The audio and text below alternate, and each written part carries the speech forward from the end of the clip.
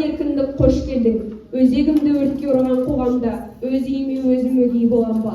Алшаң басып жүре алмаса алталаш, азаттығым қадіріңде жоқ онда.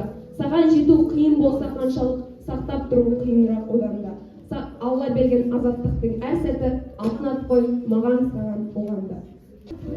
Сен қазақсың, ұлы дала тұғыры, күмбір күрескерлік ғұмыры, тірескеннен дірілдеткен тізесін, тұлпарының, тұяғының дүбірі. Сен қазақсың, ауғызбайтын барысың, ар-ожданның асқағысың, намысың, тағдырыңды танығысы келгендер тасқа басқа тарихымен танысың.